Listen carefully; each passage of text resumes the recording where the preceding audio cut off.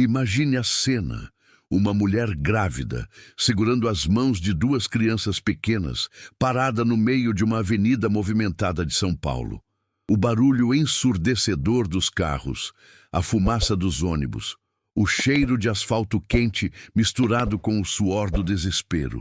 Ela não tem para onde ir, não tem um centavo no bolso, e o homem que jurou amá-la para sempre acabou de abandoná-la ali.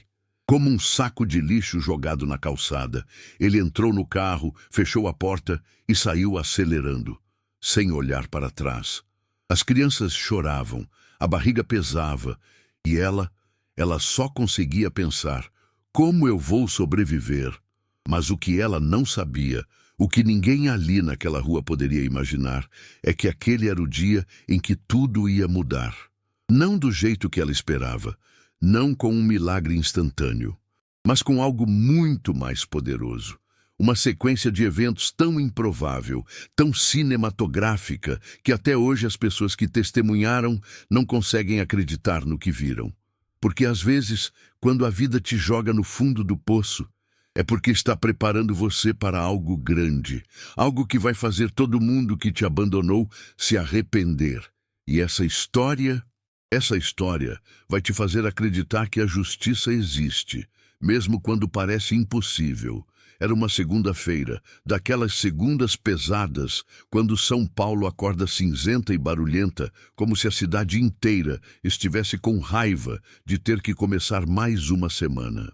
Marcela estava na calçada da Avenida Paulista, uma das ruas mais famosas do Brasil, cercada de prédios espelhados, bancos, empresas, gente correndo de um lado para o outro com pastas e celulares grudados na orelha. Mas ali, naquela esquina específica, perto de um ponto de ônibus lotado, ela era invisível. Só mais uma mulher pobre, grávida, com 2 filhos agarrados nas pernas. Lucas tinha 5 anos, Camila, 3. Os dois estavam assustados. Lucas segurava a mão da mãe com força, como se soubesse que se soltasse, o mundo ia desabar de vez. Camila chorava baixinho, aquele choro cansado de criança que já não tem mais energia para gritar. Marcela olhava para os lados, tentando entender o que tinha acontecido, tentando processar a cena que tinha vivido há apenas 10 minutos. Rodrigo, o pai das crianças, o homem com quem ela tinha construído uma vida por 8 anos, tinha parado o carro bem ali. Tinha mandado ela descer, com os filhos, com a barriga de 7 meses. Ele gritou que não aguentava mais, que ela era um peso, que ele tinha outra vida agora, uma vida melhor, com alguém que valia a pena. E antes que Marcela pudesse responder, antes que pudesse implorar ou entender, ele acelerou. O som do motor foi engolido pelo trânsito. E ela ficou ali, parada, sozinha, sem celular. Ele tinha levado, sem dinheiro. Ele controlava tudo, sem casa, porque a casa era dele. O sol batia forte. Marcela sentiu as pernas tremerem. Sentiu a barriga contrair, aquela dor aguda que vem do estresse, do pânico, do corpo gritando: "Isso não está certo". Ela se abaixou, puxou os filhos para perto e sussurrou com a voz quebrada: "A mamãe vai dar um jeito. Vocês vão ver. A gente vai ficar bem." Mas ela não sabia como. Antes da gente continuar essa história, já deixa seu like e se inscreve no canal. Isso ajuda a levar mensagens de fé e reflexão para mais pessoas. Marcela começou a andar. Não sabia para onde, mas sabia que não podia ficar parada. As pessoas passavam por ela sem olhar. Em São Paulo, todo mundo está sempre com pressa. Ninguém repara no sofrimento alheio. Ou talvez repare, mas finja que não viu, porque é mais fácil assim. Ela passou por uma padaria. O cheiro de pão fresco a fez lembrar que as crianças não tinham comido nada desde a noite anterior. Lucas puxou a mão dela e disse: "Mãe, eu tô com fome." Aquilo partiu o coração de Marcela em 1000 pedaços. Ela entrou na padaria, pediu um copo de água. A atendente, uma moça jovem de cabelo preso e avental manchado de farinha, olhou para ela com uma mistura de pena e desconforto. Deu a água. Marcela bebeu devagar, tentando ganhar tempo, tentando pensar. mas não tinha como pensar. O cérebro dela estava em choque. Ela saiu dali e continuou andando, segurando os filhos, sentindo o peso da barriga, o peso do mundo. Foi quando ela viu uma igreja. Não era uma igreja grande. Era uma daquelas pequenas, encravadas entre prédios comerciais, com uma porta de madeira pesada e um crucifixo discreto acima da entrada. Marcela não era religiosa. Não frequentava missas. Mas naquele momento, algo dentro dela disse: "Entra." Ela empurrou a porta. O silêncio dentro da igreja era quase assustador depois do barulho da rua. Havia algumas poucas pessoas sentadas nos bancos, rezando em silêncio. Uma senhora idosa, de lenço na cabeça, acendeu uma vela e saiu. Marcela se sentou no último banco com Lucas e Camila ao lado. E ali, naquele silêncio santo, ela começou a chorar. Não foi um choro contido, foi um choro profundo, daqueles que vêm de um lugar que a gente nem sabia que existia. As lágrimas caíram sem parar. Lucas abraçou a mãe. Camila colocou a cabecinha no colo dela. E Marcela, entre soluços, sussurrou uma oração que nem sabia se acreditava.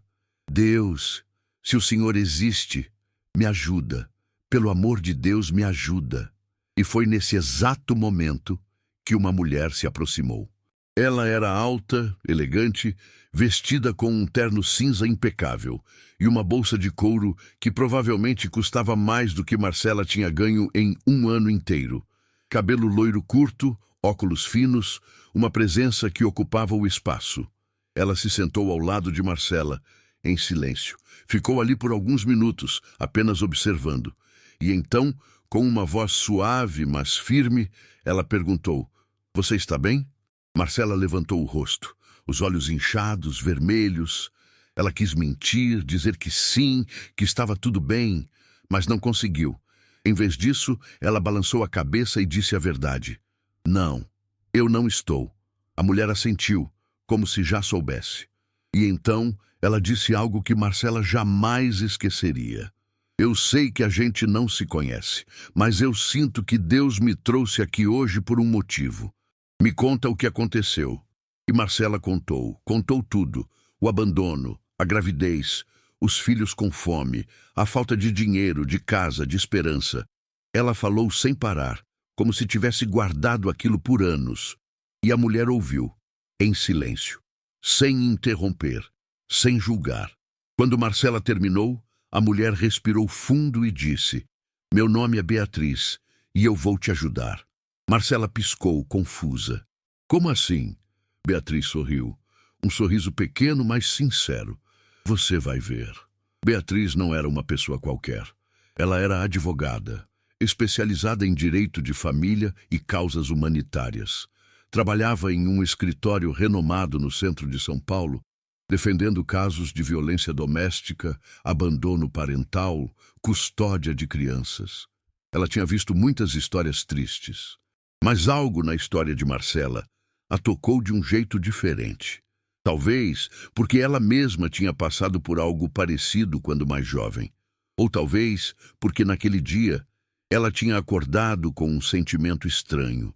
Uma voz interna dizendo que ela precisava ir àquela igreja. Beatriz levou Marcela e as crianças para um café ali perto. Pediu comida, pão, suco, frutas. Lucas e Camila comeram com uma fome desesperada, enquanto Marcela ainda estava em choque, tentando entender se aquilo era real. Beatriz fez perguntas práticas. Tinha documentos? Rodrigo estava no nome de algum bem? Havia provas do abandono? Marcela respondeu como pôde. Disse que não tinha nada, que ele controlava tudo, que ela tinha sido idiota de confiar. Beatriz segurou a mão dela e disse: "Você não foi idiota. Você foi traída, e agora a gente vai fazer justiça." E foi nesse momento que Marcela percebeu. Ela não estava mais sozinha. Beatriz não estava sozinha. Ela não estava mais sozinha. Aquelas palavras ecoaram na mente de Marcela enquanto ela seguia Beatriz até o carro. Um sedã preto, limpo, com cheiro de carro novo. Lucas e Camila entraram no banco de trás, ainda mastigando os pedaços de pão que Beatriz tinha comprado. Marcela se sentou no banco da frente, as mãos tremendo, o coração batendo tão forte que parecia que ia sair do peito. Ela olhou pela janela. São Paulo continuava igual, caótica, barulhenta, indiferente. Mas algo dentro dela tinha mudado. Pela primeira vez em horas, talvez em anos, ela sentiu uma centelha de esperança. Beatriz ligou o carro e dirigiu em silêncio por alguns minutos. O trânsito estava pesado, como sempre. Buzinas, motos cortando entre os carros, pedestres atravessando fora da faixa. Mas dentro daquele carro havia uma calma estranha, uma bolha de paz no meio do caos. Beatriz finalmente quebrou o silêncio. Marcela, eu preciso que você confie em mim. Eu sei que é difícil confiar em alguém agora, depois do que aconteceu. Mas eu estou aqui porque acredito que ninguém deveria passar por isso sozinho. E eu vou te ajudar a reconstruir sua vida. Não vai ser fácil, não vai ser rápido, mas eu prometo, você e seus filhos vão ter dignidade de volta. Marcela limpou as lágrimas com as costas da mão. A voz dela saiu rouca, quase inaudível. Por que você está fazendo isso? Você nem me conhece. Beatriz sorriu. Um sorriso triste, mas verdadeiro. Porque alguém fez isso por mim, anos atrás, quando eu estava exatamente onde você está agora. Elas foram para o escritório de Beatriz. Um prédio moderno, com portaria eletrônica, elevadores espelhados e piso de mármore. Marcela se sentiu deslocada. Ela estava com a mesma roupa há 2 dias, o cabelo bagunçado, os olhos inchados. As pessoas que passavam pelos corredores olhavam de soslaio, com aquele olhar rápido e julgador. Mas Beatriz andava ao lado dela com a cabeça erguida, como se estivesse escoltando uma rainha, e de certa forma estava. No escritório, Beatriz apresentou Marcela à sua assistente, Juliana, uma mulher de uns 30 e poucos anos, óculos de armação grossa e um sorriso acolhedor. Juliana imediatamente pegou Lucas e Camila pela mão e os levou para uma sala ao lado, onde havia uma televisão, alguns brinquedos velhos que sobravam de campanhas de doação e uma caixa de biscoitos. As crianças ficaram maravilhadas. Fazia tempo que não viam brinquedos. Beatriz sentou Marcela em sua sala particular, uma sala espaçosa, com estantes cheias de livros de direito, um quadro na parede com uma citação de Martin Luther King Jr. e uma janela enorme que dava para a Avenida Paulista. Ela pegou um bloco de notas e começou a fazer perguntas. Perguntas detalhadas, específicas. Quando você conheceu Rodrigo? Vocês eram casados oficialmente? Quem pagava as contas? Ele já foi violento antes? Você tem fotos, mensagens, qualquer coisa que prove a relação e o abandono? Marcela respondeu tudo, e conforme respondia, percebia o quanto tinha sido manipulada. Rodrigo nunca quis casar oficialmente. Dizia que papel não muda nada. Ele colocava as contas no nome dele, controlava o dinheiro. Marcela trabalhava como cabeleireira autônoma, mas ele ficava com boa parte do que ela ganhava, dizendo que era para a casa. Ele nunca foi violento fisicamente, mas emocionalmente, psicologicamente, ele a destruiu aos poucos. Fazia piadas sobre o peso dela, dizia que ela era burra, que não conseguiria nada sem ele. E Marcela, aos poucos, começou a acreditar. Beatriz anotava tudo. E quando Marcela terminou, Beatriz colocou a caneta na mesa, cruzou as mãos e disse: Marcela, o que ele fez com você tem nome. Chama-se abandono de incapaz, violência psicológica e negligência parental. E eu vou te dizer uma coisa, ele vai pagar por isso. Marcela sentiu um arrepio subir pela espinha. Como? Beatriz sorriu. Mas não era um sorriso doce. Era um sorriso de quem conhece a lei, de quem sabe lutar. Deixa comigo.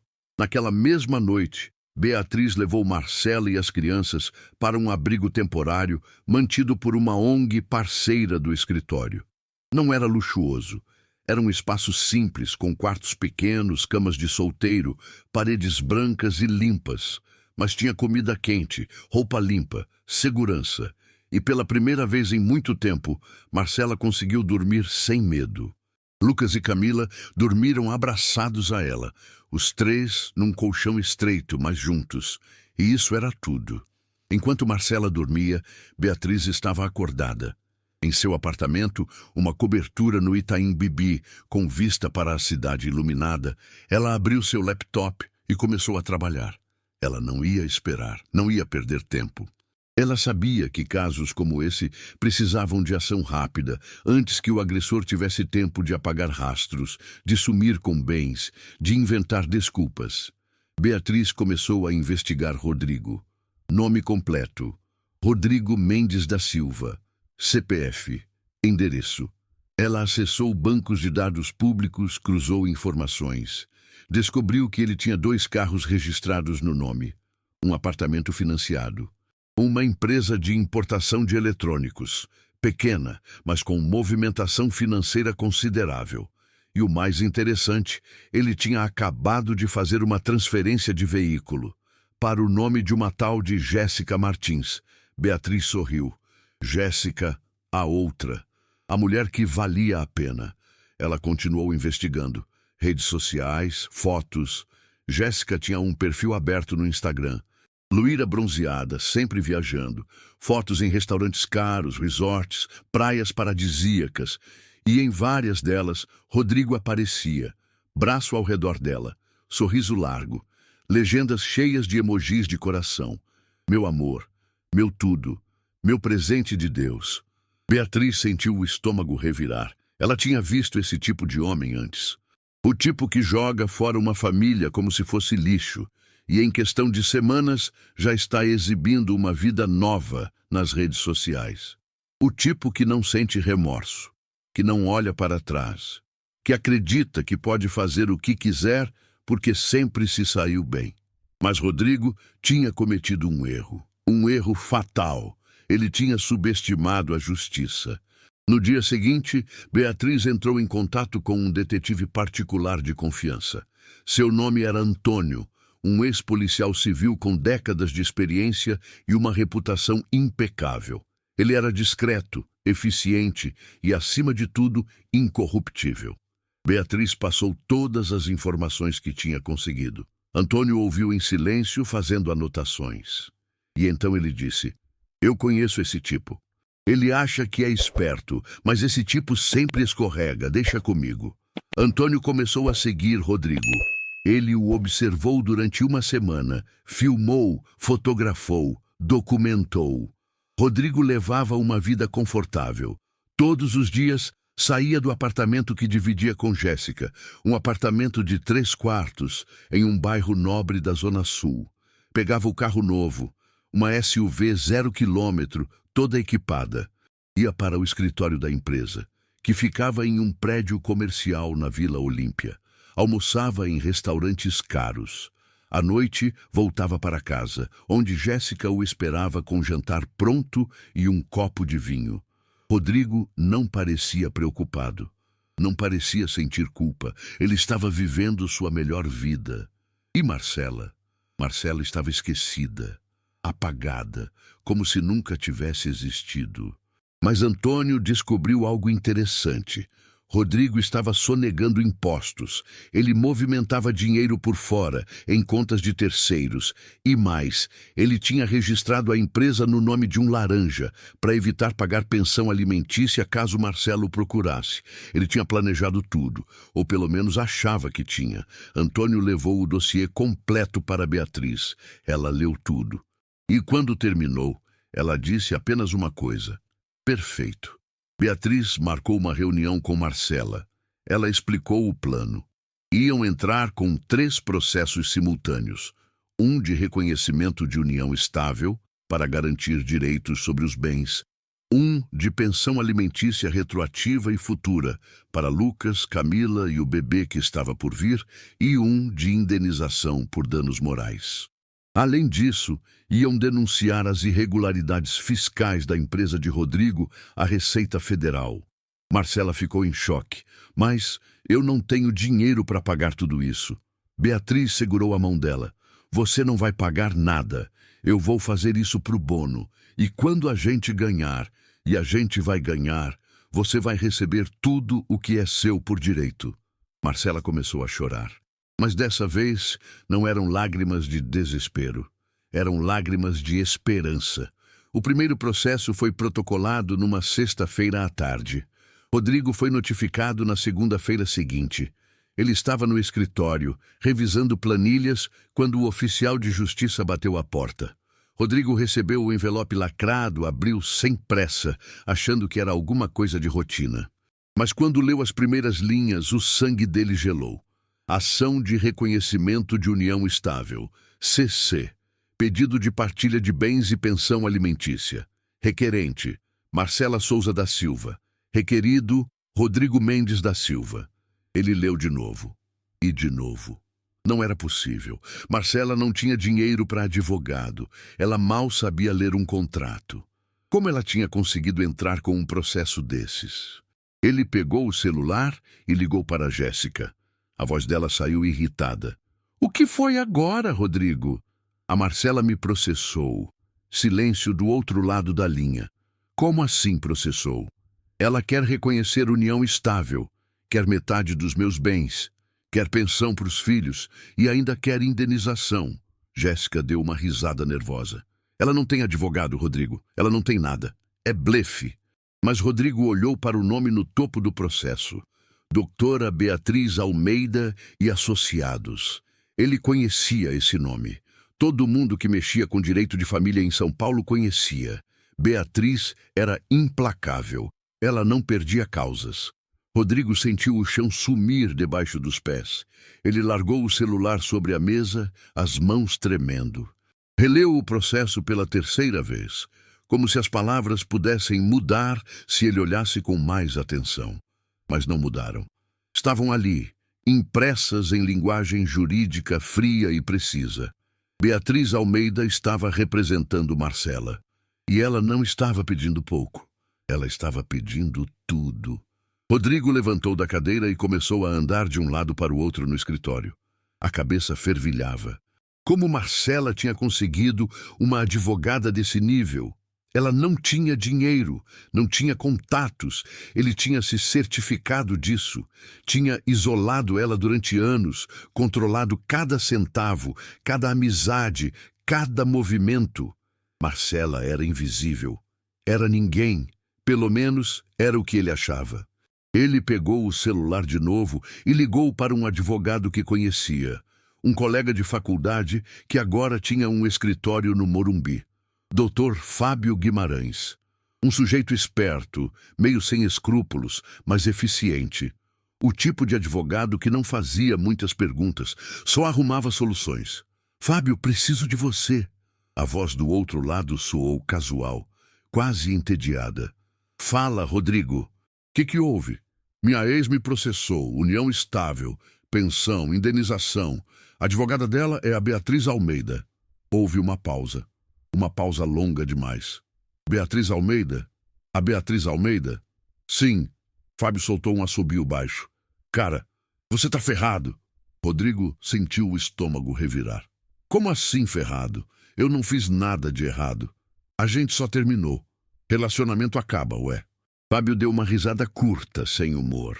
Rodrigo, você abandonou uma mulher grávida na rua com 2 filhos pequenos. Você acha que isso não é nada? E pior, você já está vivendo com outra. Tem fotos nas redes sociais. Você comprou carro zero, está morando num apartamento de luxo.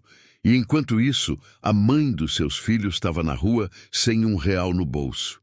Cara, do ponto de vista jurídico, você é o vilão perfeito. Rodrigo engoliu seco. Mas a gente nunca foi casado. Não tem papel nenhum. Não precisa. Vocês viveram juntos por 8 anos. Tiveram 2 filhos. Ela está grávida de um terceiro.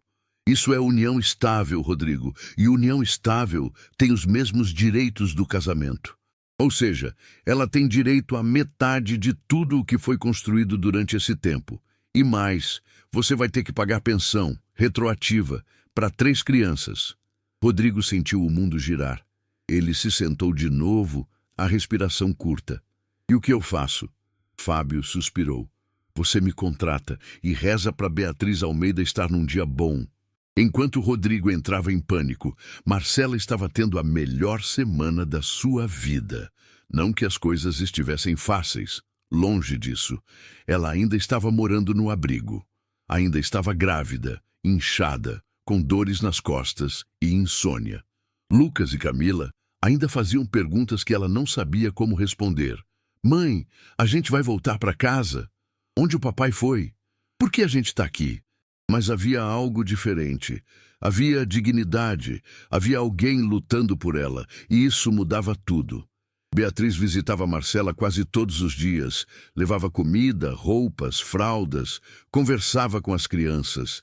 E aos poucos, Marcela começou a se abrir, a falar sobre coisas que nunca tinha falado antes, sobre como Rodrigo a diminuía, como ele a fazia se sentir inútil.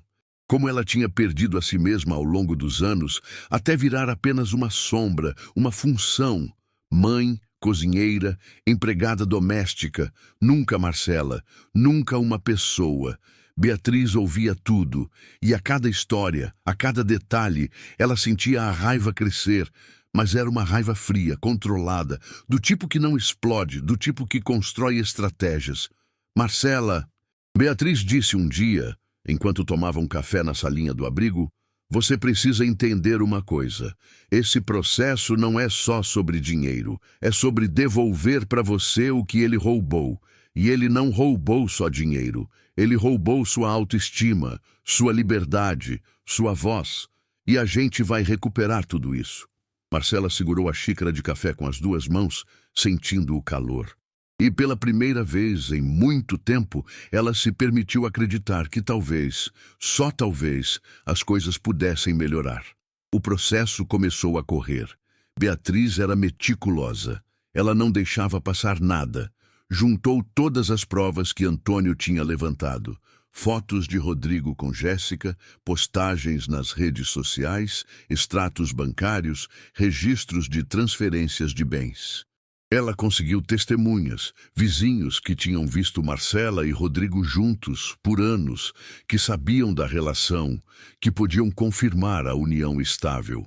Ela conseguiu até um depoimento de uma antiga patroa de Marcela, que confirmou que Marcela trabalhava como cabeleireira, mas que Rodrigo ficava com a maior parte do dinheiro.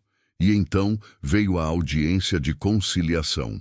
Um último esforço do juiz para que as partes entrassem num acordo antes de ir para julgamento. Era uma sala pequena, formal, no Fórum Central de São Paulo. Marcela estava nervosa. Era a primeira vez que ia ver Rodrigo desde o dia em que ele a abandonou. Beatriz segurou o braço dela antes de entrarem. Respira, você não está sozinha. Eu tô aqui. E ele vai ter que te olhar nos olhos. Elas entraram. Rodrigo já estava lá, sentado ao lado de Dr. Fábio. Ele estava diferente, mais magro, mais pálido, o rosto tenso. Quando viu Marcela, ele desviou o olhar imediatamente. Não conseguiu encará-la. O juiz entrou. Um homem de meia idade, de óculos, expressão séria, mas não hostil. Ele cumprimentou todos e foi direto ao ponto. Estamos aqui para tentar uma conciliação.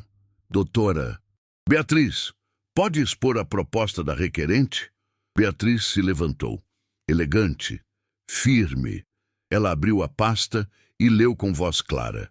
A requerente solicita o reconhecimento da união estável de 8 anos com o requerido, com consequente partilha igualitária de todos os bens adquiridos durante esse período, incluindo os 2 veículos, o apartamento em financiamento e as cotas da empresa Mendes Importações.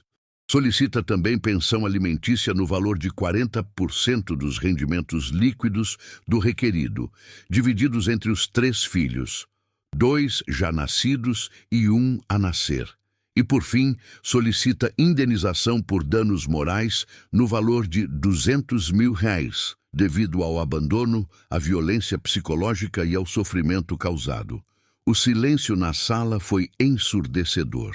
Dr. Fábio pigarreou e disse: Excelência, essa proposta é absurda. O requerido não tem condições de arcar com esses valores. Ele está disposto a pagar uma pensão razoável de R$ 1.500 mensais e encerrar o caso. Beatriz virou-se para ele com um olhar gélido. R$ 1.500 para 3 crianças? São R$ 500 por criança, Dr. Fábio. Isso não paga nem fraldas, e o senhor sabe disso. O juiz ergueu a mão pedindo calma. Doutor, Beatriz, o requerido está disposto a negociar. Beatriz olhou para Rodrigo. Ele estava com a cabeça baixa, as mãos cruzadas sobre a mesa. Excelência, meu cliente não precisa negociar. Ele tem provas, ele tem testemunhas e ele tem a lei do lado dele. Se o requerido quer evitar um julgamento público, onde todos os detalhes dessa história vão ser expostos, incluindo as fraudes fiscais que estamos investigando, ele vai aceitar nossa proposta. Caso contrário, nos vemos no tribunal. Dr. Fábio olhou para Rodrigo. Rodrigo olhou para o chão. E então, com a voz quase inaudível, ele disse: Eu aceito. Marcela não conseguiu segurar as lágrimas. Ela cobriu o rosto com as mãos e chorou. Mas não era choro de tristeza, era choro de alívio, de vitória, de justiça. Beatriz colocou a mão no ombro dela e sussurrou: Você conseguiu. E naquele momento, Marcela percebeu que não era mais a mulher abandonada na calçada. Ela era a mulher que lutou e venceu, mas a história não terminou ali. Porque enquanto Rodrigo assinava o acordo, aceitando dividir tudo, pagar pensão e indenização, ele não sabia que Beatriz tinha mais um trunfo na manga. Ela tinha passado todas as informações sobre as fraudes fiscais da empresa dele para a Receita Federal. E a Receita não perdoa. 2 semanas depois do acordo, Rodrigo recebeu uma notificação. A empresa dele estava sendo auditada. Contas bloqueadas. Investigação por sonegação de impostos. A multa era astronômica e, pior, havia possibilidade de processo criminal. Jéssica, ao ver a situação, fez o que qualquer pessoa egoísta faria. Pulou do barco. Terminou com Rodrigo por mensagem de texto. Disse que não queria se envolver com problemas. Bloqueou ele em todas as redes sociais e 3 semanas depois já estava postando fotos com outro homem. Rodrigo perdeu tudo. A empresa faliu. O apartamento foi tomado pelo banco. O carro foi vendido para pagar dívidas. Ele teve que voltar a morar com a mãe, num apartamento pequeno na periferia de São Paulo. E todos os dias ele tinha que depositar a pensão para Marcela. Todos os dias ele era lembrado do que tinha feito. Mas enquanto Rodrigo afundava, Marcela começava a renascer. Com o dinheiro da indenização e da partilha dos bens, Marcela finalmente conseguiu sair do abrigo. Beatriz a ajudou a encontrar um apartamento pequeno, mas digno, num bairro tranquilo da Zona Leste. 2 quartos, sala, cozinha, nada luxuoso, mas era dela. Pela primeira vez na vida, Marcela tinha um espaço que era verdadeiramente seu. Não dependia de ninguém. Não precisava pedir permissão. Não precisava ouvir humilhações.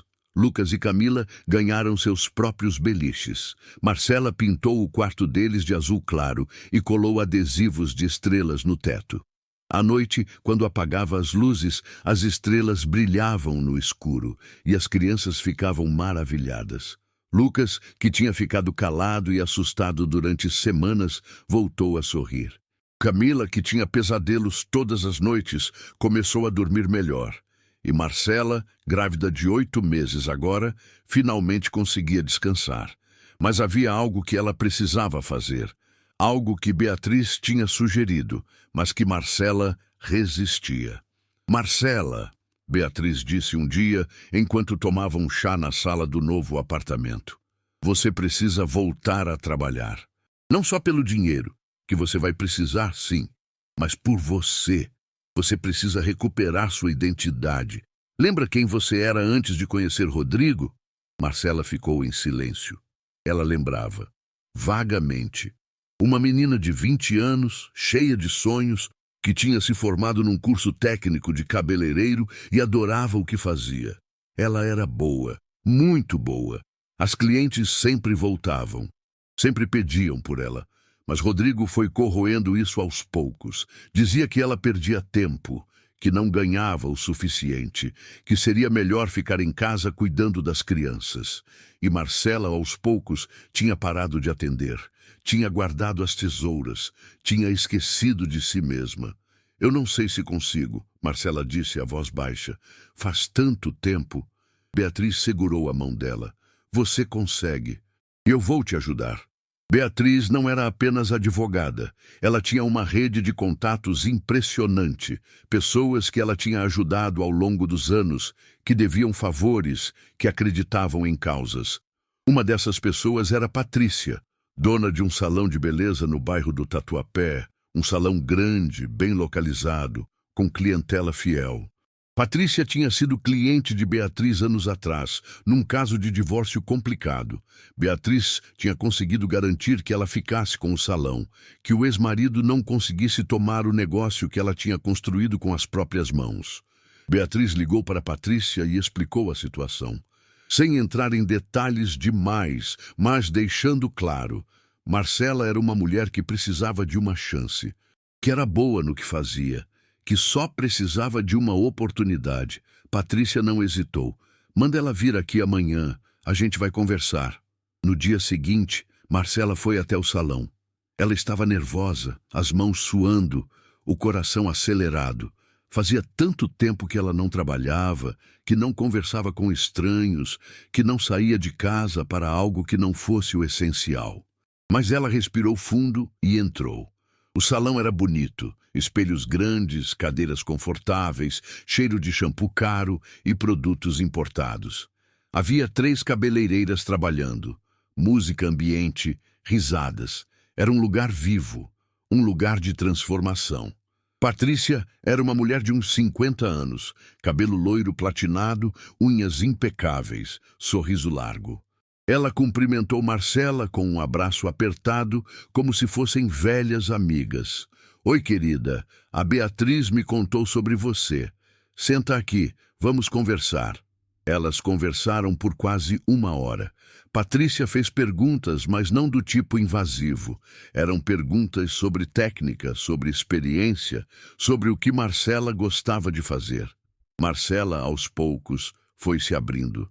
Falou sobre os cortes que costumava fazer, sobre as colorações, sobre como ela adorava ver o rosto das clientes quando olhavam no espelho e se sentiam bonitas. Patrícia sorriu.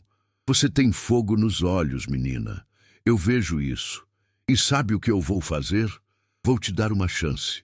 Você vai começar como auxiliar, ajudando as meninas aqui. E conforme você for pegando o ritmo de novo, a gente te promove.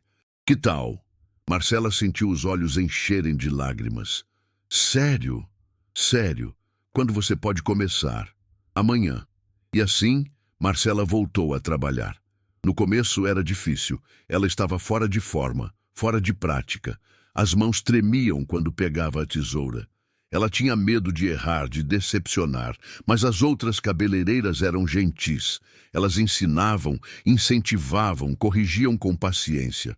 E aos poucos, Marcela foi lembrando de quem ela era. Teve uma tarde em especial que mudou tudo. Uma cliente chegou ao salão. Uma mulher de uns 35 anos, executiva, toda de preto, olheiras profundas, ar cansado. Ela se sentou na cadeira e disse de forma quase automática, só apara as pontas, nada muito diferente. Marcela estava ali perto, organizando produtos. Ela olhou para a mulher e viu algo familiar. Viu o cansaço, a resignação, a falta de cor. Ela se aproximou e com a voz suave perguntou, posso te sugerir uma coisa? A mulher olhou para ela desconfiada. O quê? Você já pensou em mudar? Fazer algo diferente?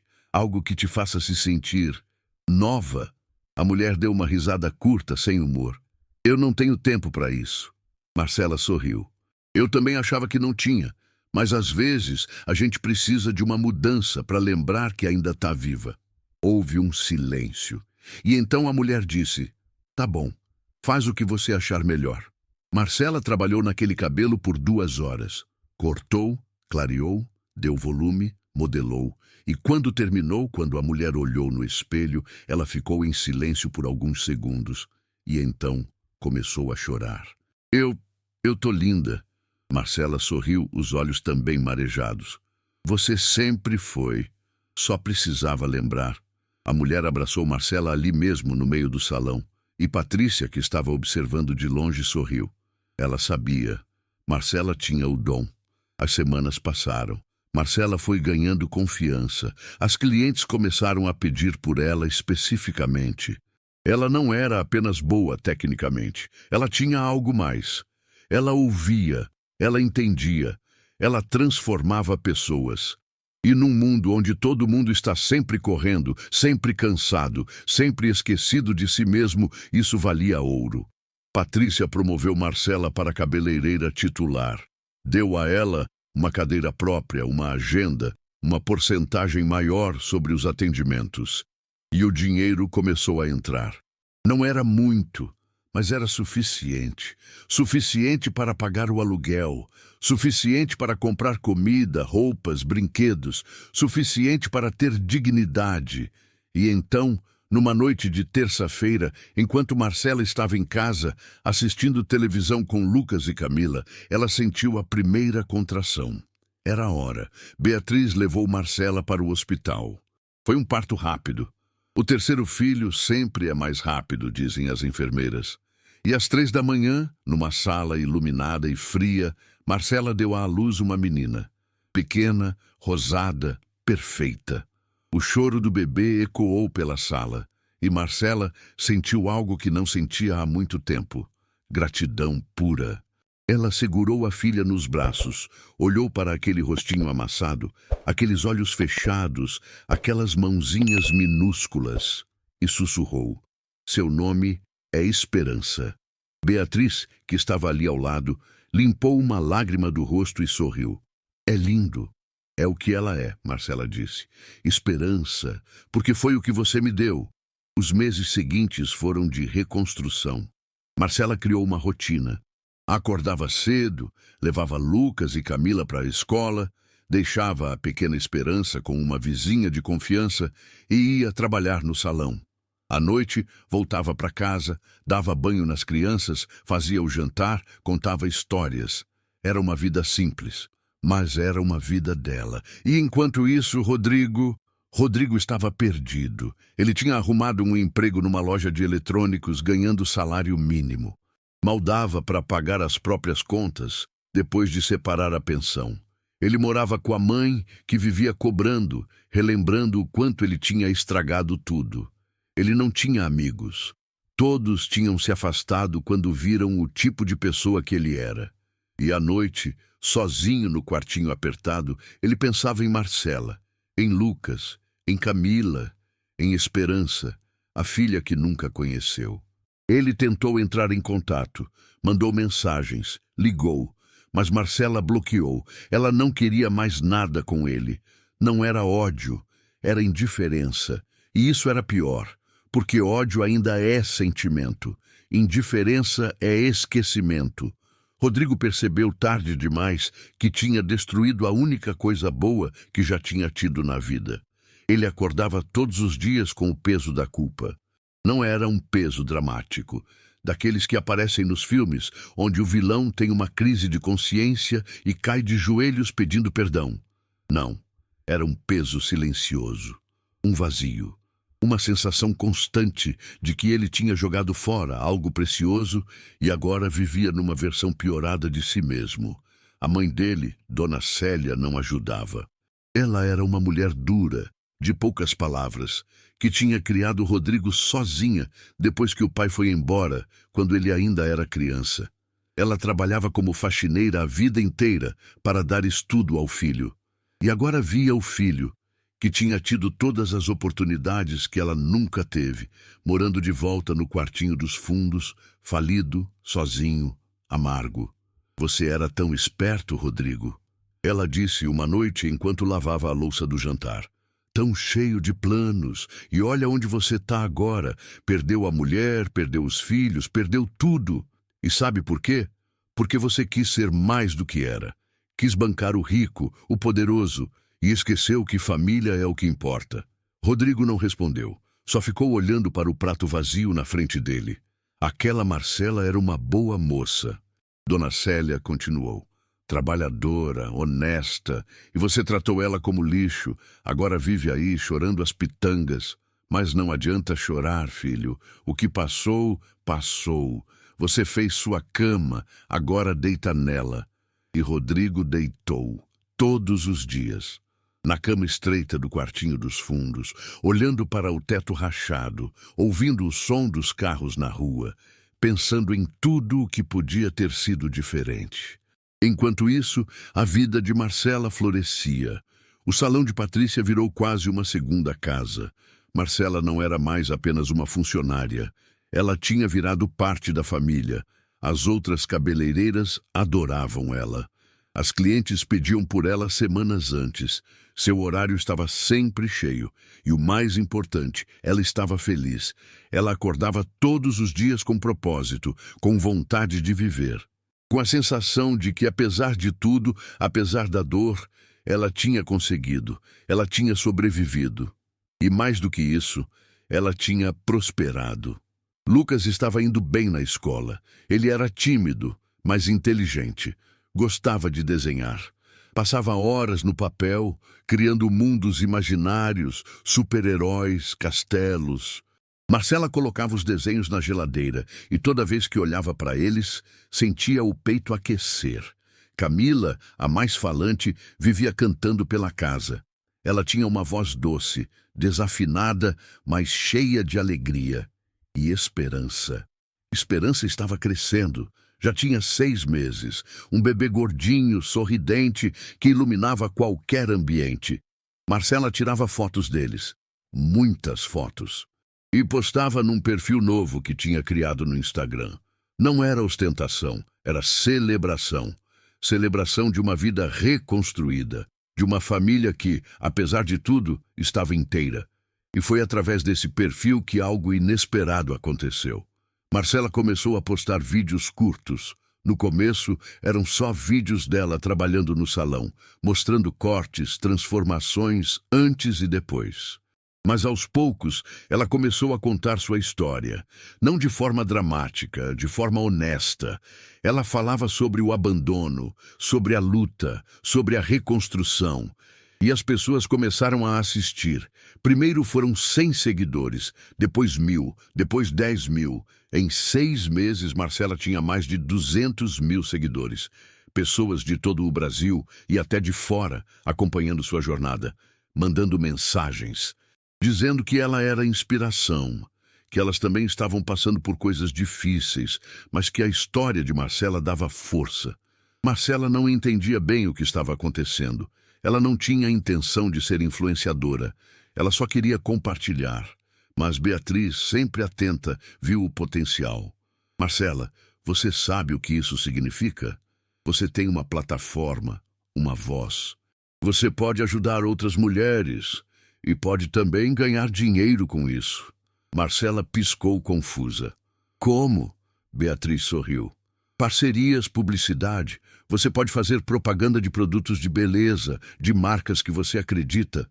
E pode usar isso para crescer ainda mais. Já pensou em abrir seu próprio salão? Marcela ficou em silêncio. Um salão próprio. Isso parecia um sonho distante demais.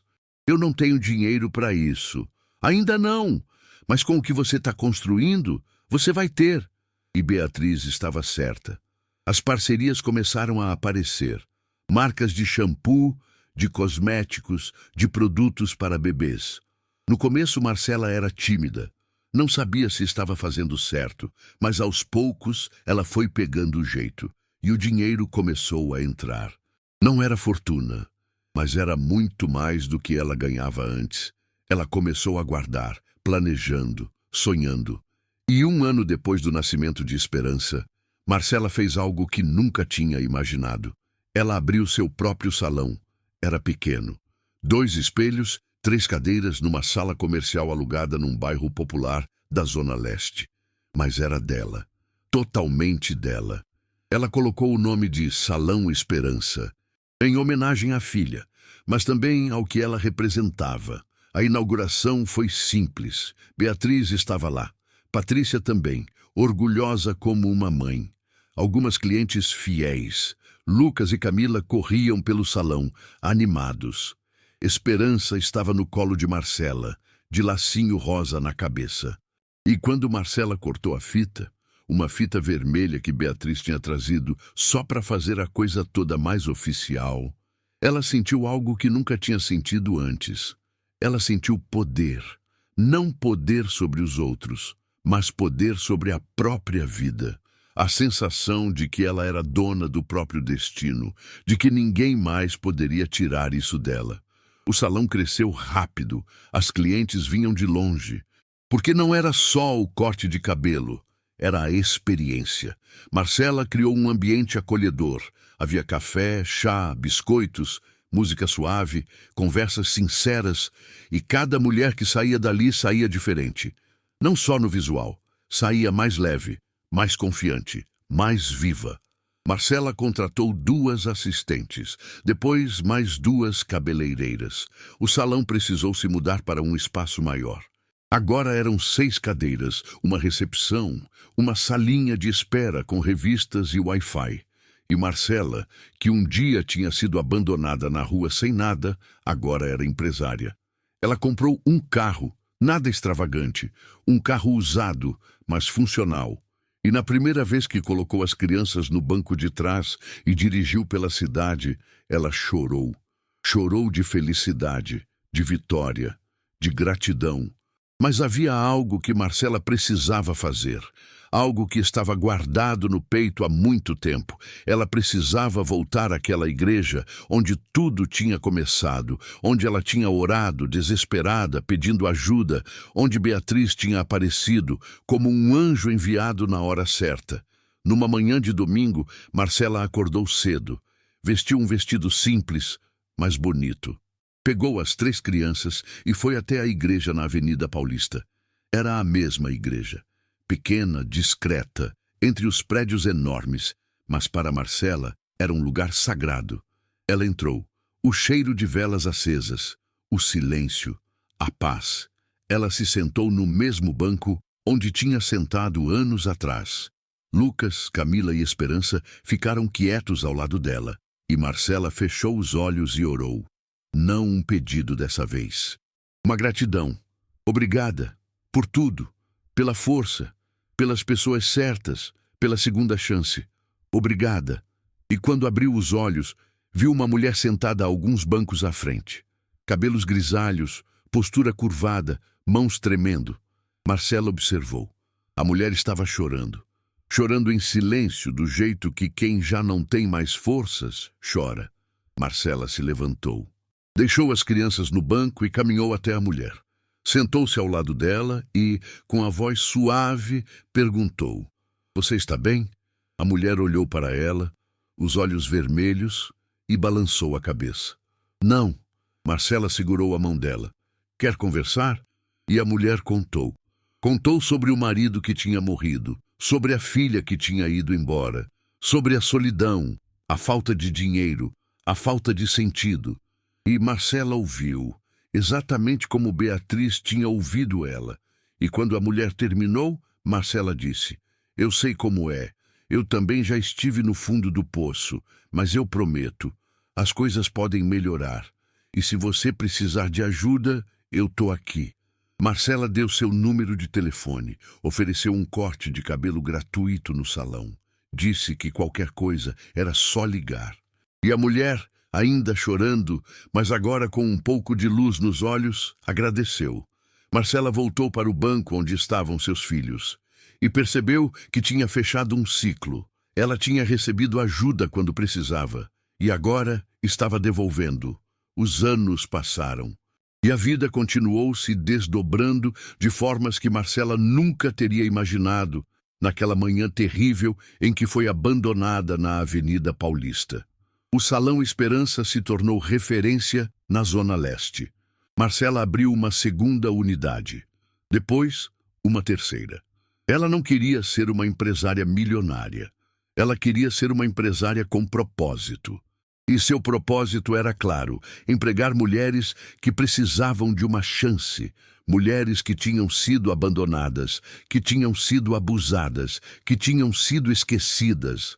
Ela criou um programa de capacitação gratuita, ensinando cabeleireiro para quem não tinha condições de pagar um curso. E muitas dessas mulheres viraram funcionárias dos salões dela, viraram amigas, viraram família. Lucas cresceu.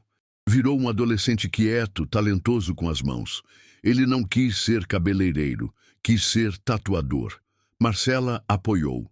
Ajudou ele a fazer um curso, a montar um pequeno estúdio dentro de um dos salões. E Lucas, aos 18 anos, já tinha clientela própria. Fazia tatuagens delicadas, cheias de significado, e sempre que alguém perguntava de onde vinha sua inspiração, ele dizia: "Da minha mãe. Ela me ensinou que dá para renascer." Camila virou cantora, não uma cantora famosa, mas uma cantora de igreja, de eventos comunitários, de casamentos. Ela tinha a voz que sempre teve, só que agora afinada, treinada, cheia de emoção. E toda vez que cantava, as pessoas choravam, porque ela não cantava só com a voz, cantava com a alma. E Esperança cresceu cercada de amor. Ela nunca conheceu o pai, nunca sentiu falta, porque tinha Lucas, Camila, a avó Célia, que Marcela generosamente nunca afastou das crianças. Beatriz, que virou praticamente uma tia, e uma comunidade inteira que a acolhia. Esperança era uma criança feliz, esperta, cheia de perguntas. E Marcela respondia todas, até as difíceis. "Mãe, por que o papai não mora com a gente?"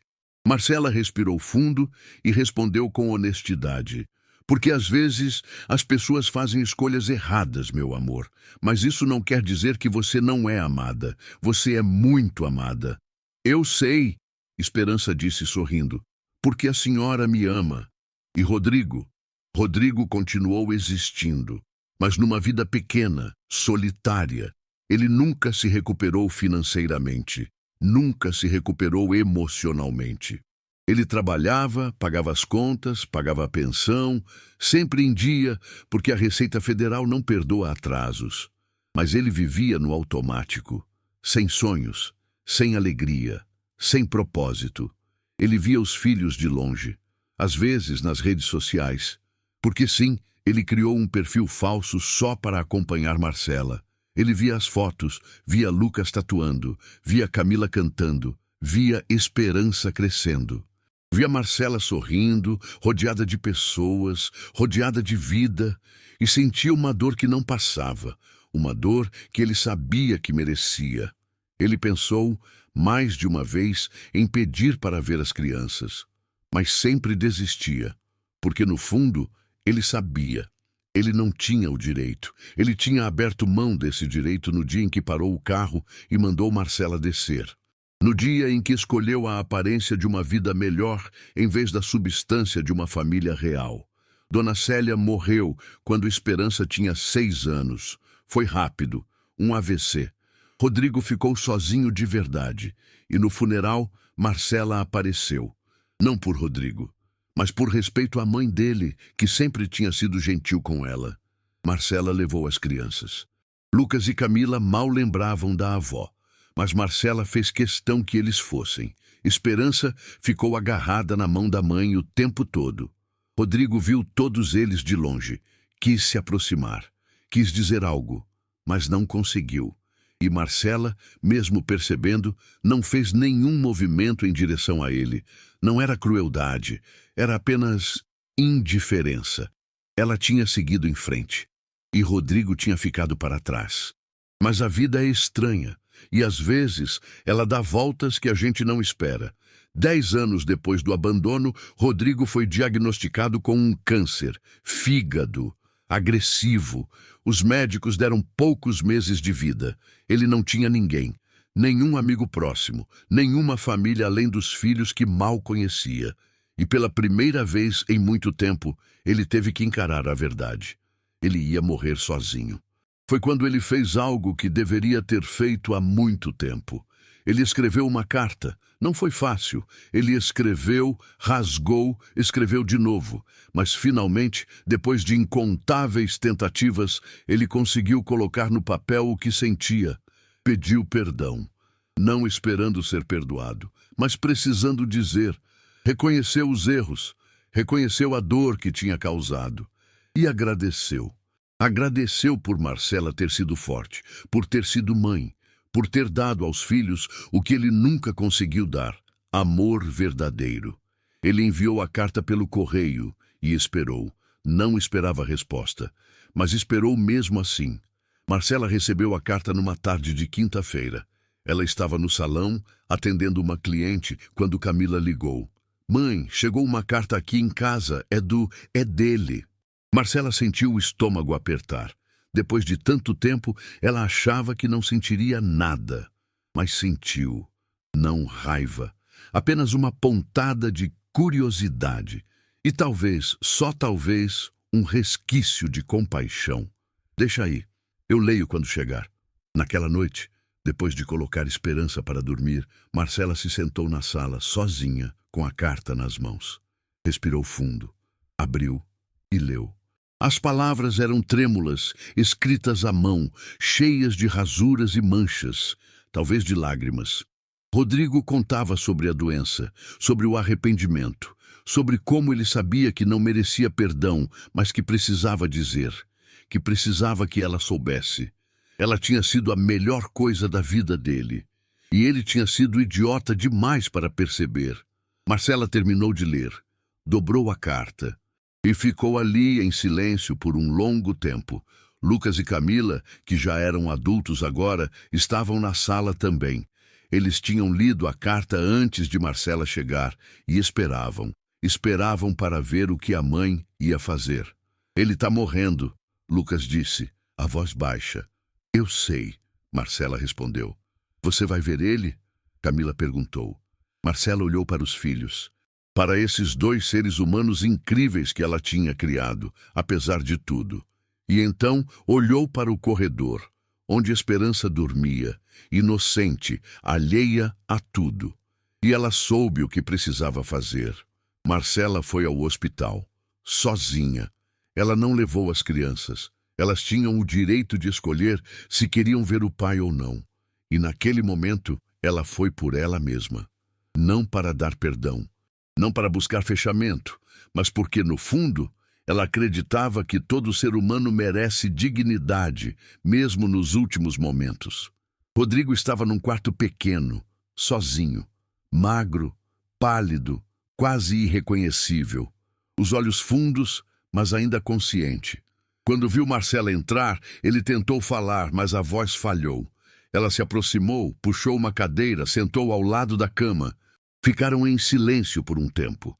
Um silêncio pesado, cheio de história, cheio de dor, cheio de tudo o que foi e de tudo o que poderia ter sido. Finalmente, Rodrigo conseguiu sussurrar. Desculpa. Marcela assentiu. Eu sei. Eu estraguei tudo. Estragou. Ele fechou os olhos, as lágrimas escorrendo pelas têmporas. As crianças, elas ficaram bem? Ficaram ótimas. Mas não por sua causa, apesar dela. Rodrigo engoliu seco, doía, mas era a verdade. E ele sabia. Obrigado, ele disse, por tudo. Por ser o que eu nunca fui. Marcela ficou mais alguns minutos. Segurou a mão dele. Não por amor, não por perdão, mas por humanidade. E então ela se levantou e saiu. Rodrigo morreu 3 dias depois, sozinho. Mas com a consciência de que pelo menos uma vez na vida tinha dito a verdade. O enterro foi pequeno. Quase ninguém foi. Marcela apareceu de novo por respeito. Lucas e Camila decidiram ir também. Não pelo pai, mas pela própria paz. Esperança ficou em casa, porque ela não entendia e Marcela não queria forçá-la a carregar algo que não era dela. No cemitério, enquanto o caixão era baixado, Camila segurou a mão da mãe e sussurrou. Mãe, você acha que ele está em paz agora? Marcela olhou para o túmulo, para aquele homem que tinha sido tudo e depois nada, e respondeu, eu espero que sim, porque todo mundo merece paz, mesmo quem errou. E então ela virou as costas e foi embora. Não olhou para trás, porque ela tinha aprendido há muito tempo que olhar para trás não constrói futuro. Hoje, Marcela tem 47 anos. Ela continua tocando os salões, continua ajudando mulheres, continua sendo luz na vida das pessoas. Lucas é um tatuador reconhecido, com exposições de arte. Camila gravou um álbum gospel independente que tocou corações. Esperança está na faculdade, estudando psicologia porque quer ajudar pessoas, assim como a mãe sempre fez. E Beatriz? Beatriz continua sendo a melhor amiga de Marcela. Elas tomam café juntas toda semana, riem, choram, relembram e agradecem. Porque a vida delas se cruzou no momento certo, e isso salvou uma família inteira.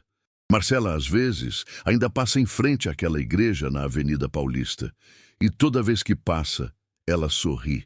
Porque foi lá que tudo começou, foi lá que ela orou, e foi lá que Deus respondeu, não com um milagre instantâneo, mas com Beatriz, com força, com tempo, com justiça. E se você chegou até aqui, se essa história tocou seu coração, se você acredita que a vida sempre devolve o que damos ao mundo, então deixa seu like, se inscreve no canal e comenta de onde você está assistindo. Porque histórias como essa precisam ser contadas, precisam ser lembradas, para que ninguém nunca se esqueça. Não importa quão fundo você caia, sempre é possível renascer. Sempre é possível recomeçar e sempre, sempre a justiça prevalece. Que Deus te abençoe onde quer que esteja. Até a próxima história.